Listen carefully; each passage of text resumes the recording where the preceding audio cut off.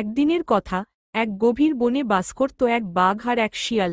বাঘ ছিল শক্তিশালী ও ভয়ানক, আর শিয়াল ছিল ছোট কিন্তু খুব বুদ্ধিমান। একদিন বাঘ অনেক ক্ষুধার্ত হয়ে পড়ল। সে সারাদিন ধরে শিকার খুঁজে বেড়াল, কিন্তু কিছুই পেল না। তখন হঠাৎ তার সামনে পড়ে গেল শিয়াল। বাঘ গর্জন করে বলল, আজ তোকে খেয়ে ফেলব। শিয়াল ভয় পেল, কিন্তু নিজেকে সামলে নিয়ে বলল, বাঘদা, আমাকে খেয়ে তোমার কিছুই হবে না। আমি তো একটা ছোট শিয়াল, কিন্তু আমি জানি কোথায় এক বড় মহিষ মরে পড়ে আছে। যদি তুমি চাও, আমি তোমাকে সেখানে নিয়ে যেতে পারি। বাঘের চোখে লোভের ঝিলিক ফুটে উঠল।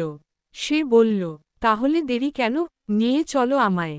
শিয়াল হাসল মনে মনে, আর বাঘকে নিয়ে চলল গভীর জঙ্গলের দিকে। অনেকক্ষণ হাঁটার পর তারা পৌঁছালো একটি পুরনো কুয়োর কাছে। এই কুয়োর ভেতরেই মহিষটা পড়ে আছে। তুমি উকি দিয়ে দেখো। বাঘ কুয়োর কাছে গিয়ে উকি দিয়ে নিচে তাকাল। সে দেখল পানিতে নিজেরই ছায়া।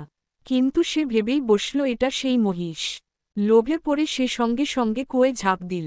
পানিতে পড়ে সে বুঝল, এটা কোনো মহিষ নয়, এটা ছিল প্রতিফলন, তার নিজেরই ছায়া। শিয়াল তখন দূর থেকে হেসে বলল, বুদ্ধি ছাড়া শক্তি দিয়ে কিছু হয় না, বাগদা। নীতিকথা, বুদ্ধি ও উপস্থিত জ্ঞান অনেক সময় শারীরিক শক্তির চেয়েও বেশি কাজে লাগে।